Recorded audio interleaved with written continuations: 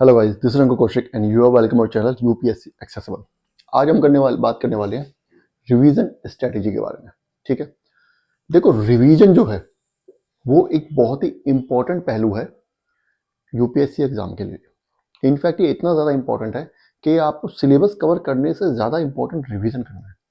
मैं आपको बताऊं, एक टॉपर के बीच में और एक नॉर्मल स्टूडेंट के बीच में, टॉपर मतलब जिसने एग्जाम क्रैक कर लिया है, और एक नॉर्मल स्टूडेंट के बीच में फ़र्क यही होता है रिवीजन का, किसने ज़्यादा बार रिवीजन किया। और मैं आपको बताऊं, 90% लोग रिवीजन करते ही नहीं है। They do not revise at all. वो कुछ भी रिवाइज नहीं करते, उसे सिलेबस ही खत्म कर पाते हैं। ठीक है, तो रिवीजन बहुत ज़्यादा इंपॉर्टेंट फैक्टर है। एक और इंपॉर्टेंट चीज़ जो यहाँ पे है कि सिलेबस तो आपको कवर करना ही है, सिलेबस तो कवर करना ही पड़ेगा, लेकिन सिलेबस कवर करना, समझना, सिलेबस कवर करना और रिवीजन ये अलग अलग नहीं करने हैं आपको। ऐसा नहीं है कि कभी मैं सिलेबस खत्म करूंगा 2 महीने 4 महीने 6 महीने बाद, उसके बाद मैं रिवीजन स्टार्ट करूंगा। नहीं नहीं नहीं नहीं नहीं, this is a simultaneous process.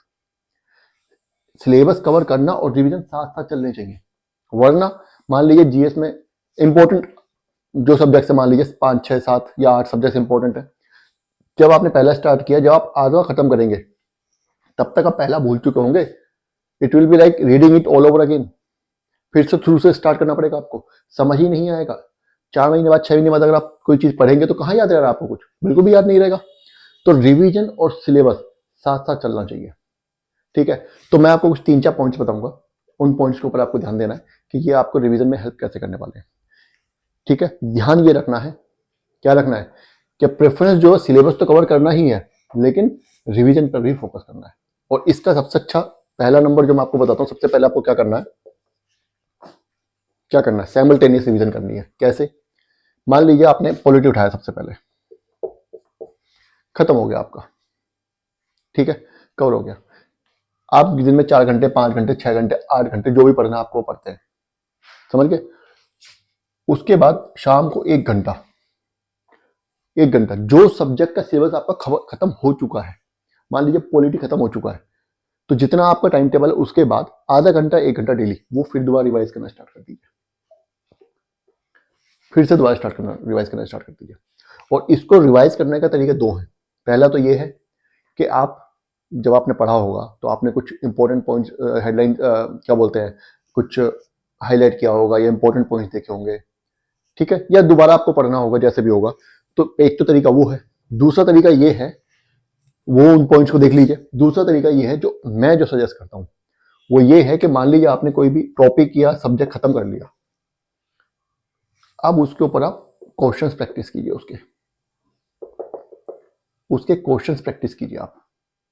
मान लीजिए आपने पॉलिटी खत्म कर लिया, तो डेली 1 घंटा आप उसके क्वेश्चंस प्रैक्टिस कीजिए, प्रीलिम्स और मेंस दोनों के। ये काम आप टॉपिक वाइज भी कर सकते हैं। आपने एक टॉपिक खत्म हो गया आपका, मान लीजिए आपका अमेंडमेंट्स आपने पढ़ लिया पूरा, अमेंडमेंट्स आपका खत्म हो गया, तो अब आप क्या करना है, 1 घंटा निकालना है आपको, अमेंडमेंट्स पे जितने प्रीलिम्स के क्वेश्चन है और मेंस के क्वेश्चन है सारे खत्म कर दो, सारे खत्म कर लो, देख लो। अब आपको ये टॉपिक कोई पढ़ने की जरूरत नहीं है। ध्यान रखिएगा, अगर आपने सारे क्वेश्चन कर लिए तो आपको जो भी सिलेबस था, जो भी यूपीएससी पूछता है, वो आपके प्रीलिम्स और मेंस के क्वेश्चन में आ गया है। अब आपको सिर्फ ये जो क्वेश्चन आपने सोल्व करा है, इन्हीं को रिवाइज करना है अपने नोट्स को, बस, और कुछ नहीं करना है। और दूसरी बात, एक फायदा और, जब भी एग्जाम होगा आप इनको उठाएंगे, आपको सब याद आ जाएगा।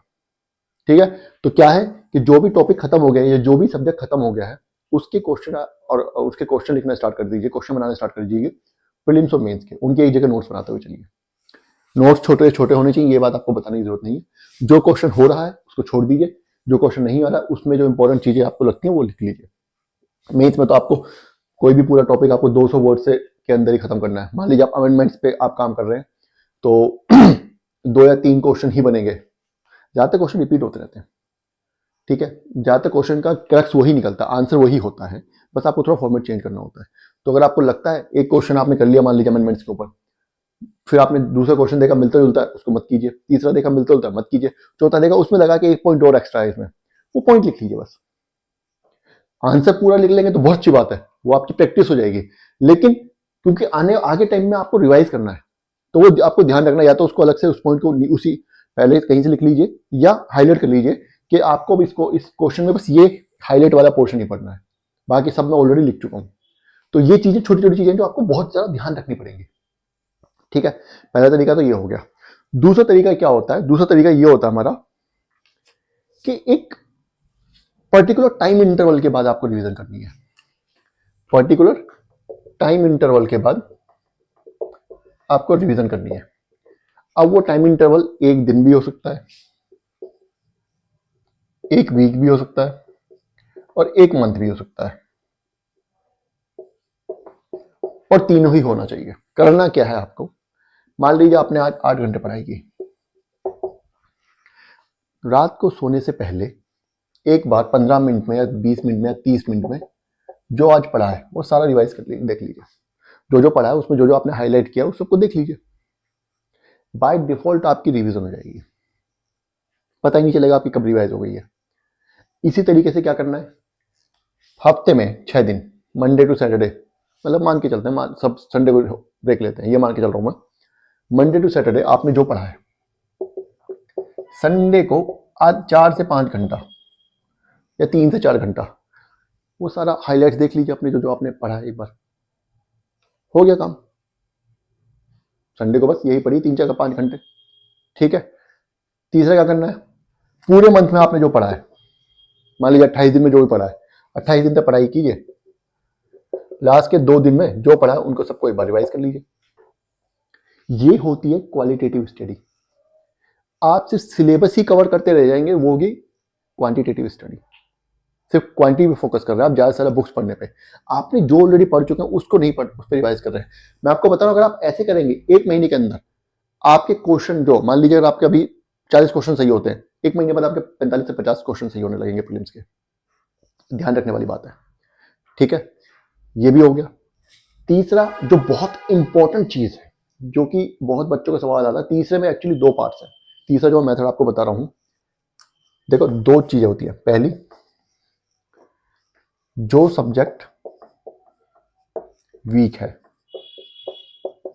उसमें क्या करना है। दूसरी, यहां पे उसका बहुत इंपॉर्टेंट चीज आती है, जो सब्जेक्ट स्ट्रॉन्ग है,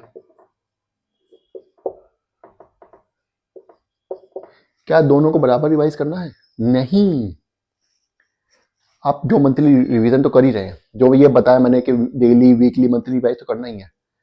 करते करते आप ये सोचिए, हर महीने में या 15 दिन बाद देखिए आपने एक सब्जेक्ट पढ़ा और आपको लगा कि यार मुझे इस सब्जेक्ट में कुछ भी रिवाइज नहीं हुआ, मुझे इस सब्जेक्ट में कुछ भी समझ नहीं आ रहा, तो वो सब्जेक्ट दोबारा पढ़िए या उसको दोबारा रिवाइज कीजिए। जो सब्जेक्ट आपका वीक है उसको दोबारा रिवाइज आपको करना पड़ेगा, ठीक है। अगर आप ऐसा नहीं करते हैं तो आपका क्या होगा, बाकी लोगों से पीछे पड़ चले जाएंगे। वहीं उल्टा भी होता है, कई बार क्या होता है, कोई सब्जेक्ट हमारा बहुत अच्छा होता है, सपोज कीजिए मैं साइंस बैकग्राउंड से हूं, तो मुझे सीसेट में तो कोई प्रॉब्लम नहीं होनी मुझे। अब मैं डेली सीसेट को 2 घंटे देना तो बेवकूफी वाली बात है ना। मान लीजिए मेरा जो बैकग्राउंड रहा है ह्यूमैनिटीज का रहा है, मेरी हिस्ट्री ज्योग्राफी पॉलिटी अच्छी है, तो उनमें मुझे इतनी दिक्कत नहीं होगी। मुझे दिक्कत ज़्यादा किस में होगी, मुझे दिक्कत साइंस एंड टेक में होगी, इकोनॉमी में हो सकती है, तो मुझे उन पे थोड़ा ज़्यादा फोकस करना पड़ेगा। वहीं जो सब्जेक्ट्स मेरे स्ट्रॉन्ग है उन पे मैं क्या करूं, उनको मैं थोड़ा कम टाइम दूं। ऐसा नहीं है कि उनको बिल्कुल भी टाइम नहीं देना, देना है बिल्कुल देना। मान लीजिए आपका सीसेट बहुत अच्छा है, सीसेट बहुत अच्छा है, तो सीसेट में आप एक काम कीजिए, हफ्ते में एक टेस्ट वीकली लगा लीजिए। आपकी रिवीजन भी होती रहेगी, पता भी नहीं चलेगा आपको, कुछ पता भी नहीं चलेगा, आपका रिवीजन भी होती रहेगी, आपका टाइम भी वेस्ट नहीं होगा। मान लीजिए आपका इकोनॉमी बहुत अच्छा है, तो इकोनॉमी पे आप हफ्ते में 2-3 आंसर लिख लीजिए पीवाईक्यू, या पीवाईक्यू सॉल्व कर लीजिए प्रीलिम्स के, तो आपकी रिवीजन भी होती रहेगी। आपको पूरा सब्जेक्ट आप उठा के पढ़ेंगे तो वो आपका वेस्ट ऑफ टाइम होगा, समझ रहे हैं। या पूरा टेस्ट लगा लीजिए इकोनॉमी का, सारे उसमें स्टैटिक और करंट के सब टॉपिक्स कवर हो जाएंगे, ऐसा भी कर सकते हैं, है ना। तो इस तरीके से जो सब्जेक्ट आपका वीक है उसको आपको ज़्यादा टाइम देना है, जो सब्जेक्ट आपका स्ट्रॉन्ग है उसको आपको कम टाइम देना है रिवीजन में, ठीक है। वो आपको खुद को पता है कि कौन सा सब्जेक्ट कितना ईजी है। ऐसा भी नहीं है कि जो सब्जेक्ट स्ट्रॉन्ग है उसको बिल्कुल भी टाइम ना दें, वो भी नुकसानदायक है, ठीक है। एक पॉइंट और करना है, क्या क्या करना है आपको, 1 लाइनर पॉइंट्स।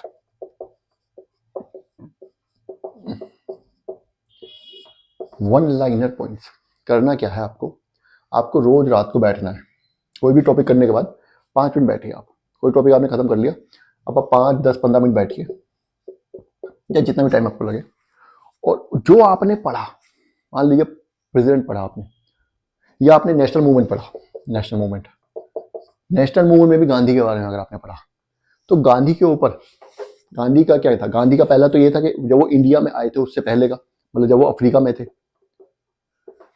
अफ्रीका के ऊपर गांधी में, अफ्रीका और गांधी के ऊपर एक लाइन लिख लीजिए उसको समअप करने के लिए।